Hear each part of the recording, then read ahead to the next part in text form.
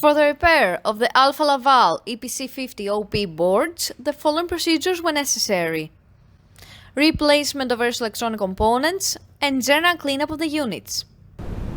For testing, we add a 24-volt DC power supply. As soon as we turn the power supply on, the unit reacts, and after a while, we can see the message on the LCD screen.